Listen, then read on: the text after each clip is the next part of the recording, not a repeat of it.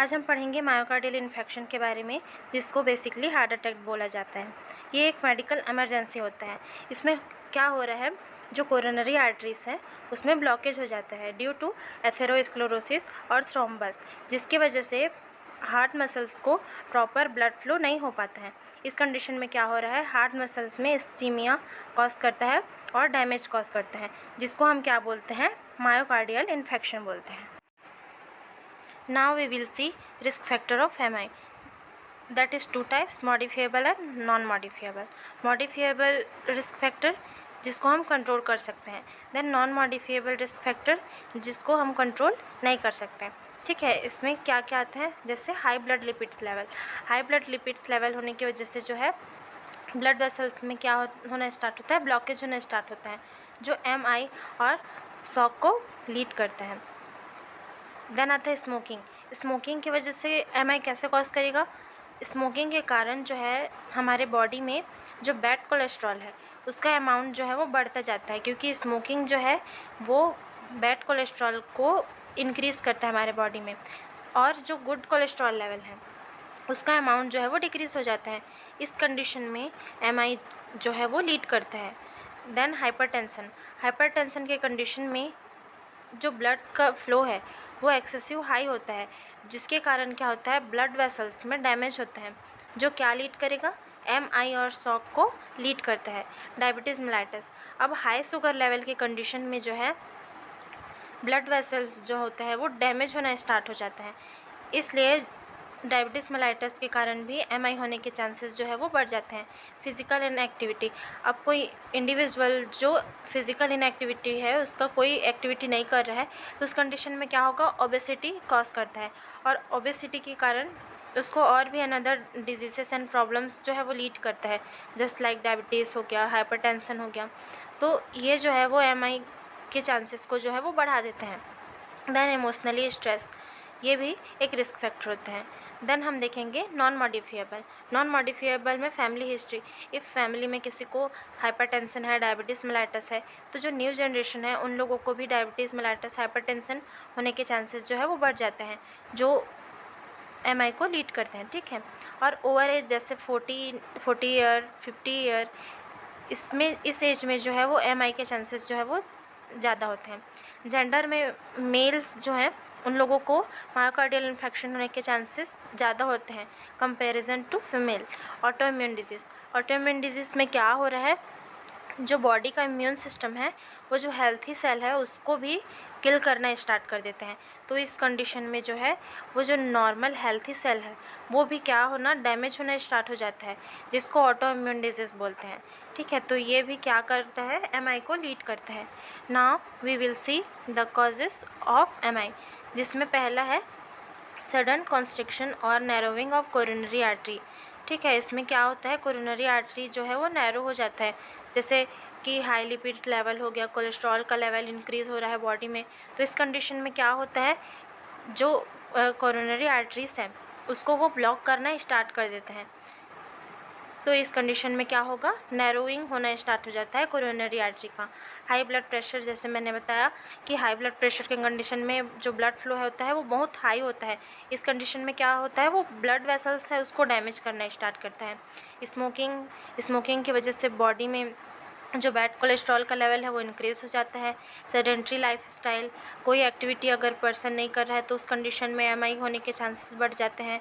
Diabetes, high sugar level भी जो blood vessels है उसको डैमेज करते हैं। Then coronary artery disease, high cholesterol level, जैसे कि मैंने बताया कि हाई कोलेस्ट्रॉल लेवल की वजह से जो है coronary artery, high cholesterol level coronary arteries को ब्लॉक करना स्टार्ट कर देते हैं, जिससे जो कोरोनरी आर्टरी है वो नैरो हो जाता है, जो MI को कॉज करता है।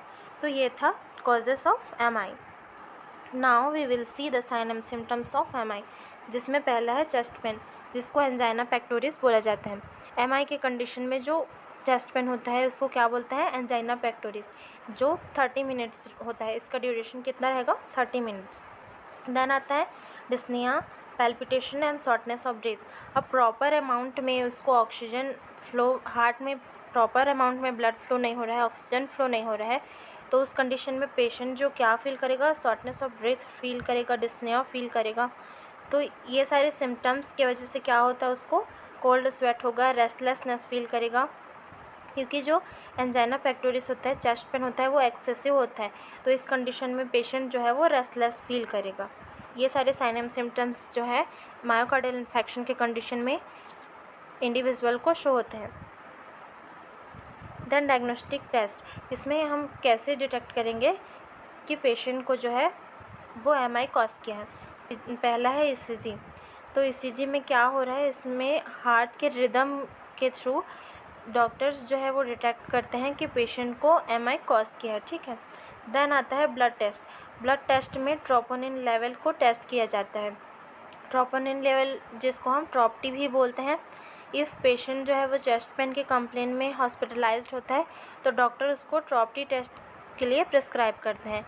इफ़ ट्रोपोनिन लेवल जो है वो लेस देन 40 है तो उसको नॉर्मल ट्रोपोनिन लेवल बोलते हैं। इफ़ ट्रोपोनिन लेवल 40 से अबो है तो उस कंडीशन में मायोकार्डियल इन्फेक्शन को डिटेक्ट किया जाता है। देन इमेजिंग टेस्ट आता है जिसके अंतर्गत CT scan, MRI, echocardiography, coronary angiography, ये सारे इमेजिंग टेस्ट आते हैं जिसके थ्रू ये डिटेक्ट किया जाता है कि हार्ट में क्या प्रॉब्लम्स हो रहे हैं, कहाँ ब्लॉकेज हो रहा है, उसको डिटेक्ट करने के लिए इमेजिंग टेस्ट जो है वो यूज़ किया जाता है, ठीक है। ये है diagnostic evaluation of MI. Now we will see the medical treatment of MI, जिसमें इमीडिएट केयर में नाइट्रोग्लिसरीन, एस्पिरिन, थ्रोम्बोलाइटिक एजेंट सारे ड्रग्स जो हैं वो हम प्रोवाइड करेंगे, ठीक है। जिसमें नाइट्रोग्लिसरीन क्यों यूज़ होता है, एंजाइना पेक्टोरिस के लिए। मैंने बताया कि एंजाइना पेक्टोरिस क्या होता है, एक्सेसिव चेस्ट पेन, तो इसको ट्रीट करने के लिए नाइट्रोग्लिसरीन जो ड्रग है उसको यूज़ करते हैं। एस्पिरिन, ताकि कोई क्लॉट जो है वो आर्टरीज में ना हो, उससे प्रिवेंट करने के लिए, क्लॉटिंग को प्रिवेंट करने के लिए एस्पिरिन जो है वो प्रोवाइड किया जाता है। अनदर मेडिकेशंस में बीटा ब्लॉकर, एसी इनहिबिटर जिसके अंतर्गत कैप्टोप्रिल, ये सारी चीज़ें आते हैं जो किस लिए यूज़ होता है, हाइपरटेंशन। इफ़ पेशेंट को हाइपरटेंशन है तो उस कंडीशन में उसके ब्लड प्रेशर को जो है वो नॉर्मल करने के लिए बीटा ब्लॉकर्स और कैप्टोप्रिल ये ड्रग्स का यूज़ किया जाता है।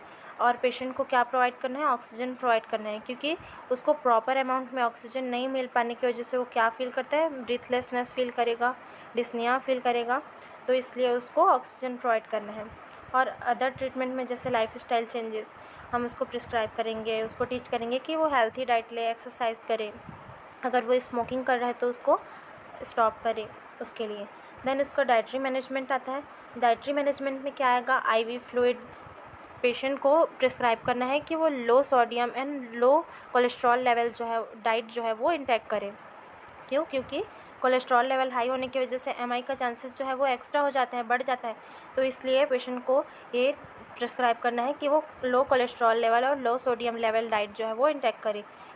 जो भी फूड वो इंटेक कर रहा है वो एक्सेसिव हॉट और एक्सेसिव कोल्ड भी नहीं होना चाहिए। और पेशेंट को ऐसे फूड्स प्रोवाइड करने हैं, ऐसे डाइट प्रोवाइड करना है जिसको वो इजीली चेव कर सके, इजीली डाइजेस्ट कर सके। देन सर्जिकल ट्रीटमेंट आता है जिसमें आता है कोरोनरी आर्टरी बाईपास ग्राफ्टिंग।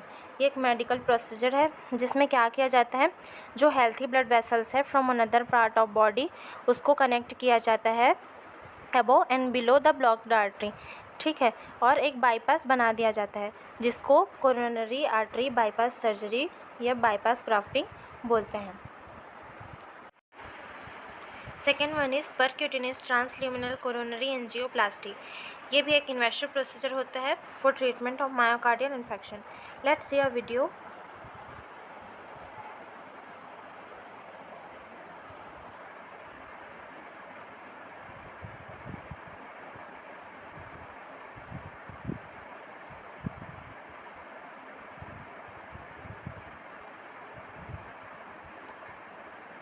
तो इस तरीके से जो नर्विंग पार्ट है, जो ब्लॉकेज है, उसको रिमूव किया जाता है ताकि जो ब्लड फ्लो है वो प्रॉपर हो सके। देन आता है third one is coronary stent. Coronary stent जो है वो एंजियोप्लास्टी की तरह ही प्रोसीजर होता है। इसमें क्या होता है, जो एक टीनी मेटल स्टेंट होता है जिसको कहाँ पुट किया जाता है, न्यूली ओपन एरिया। जैसे एंजियोप्लास्टी के थ्रू जो न्यूली ओपन एरिया है वहाँ एक स्टेंट पुट कर दिया जाता है ताकि जो नैरोइंग पार्ट है वो फिर से, जो नैरोइंग आर्टरीज हैं वो फिर से नैरो ना हो। Last one is atherectomy. इस प्रोसीजर में क्या हो रहा है, जो प्लेक फॉर्म हो जा रहता है, जो नैरोइंग किया होता है कोरोनरी आर्टरीज को, उसको रिमूव किया जाता है ताकि जो हार्ट मसल्स है उसमें ब्लड फ्लो प्रॉपर हो सके। सो ये था आज का हमारा topic, myocardial infection. Thanks for watching my channel. Please like, subscribe and share to my channel. Thank you.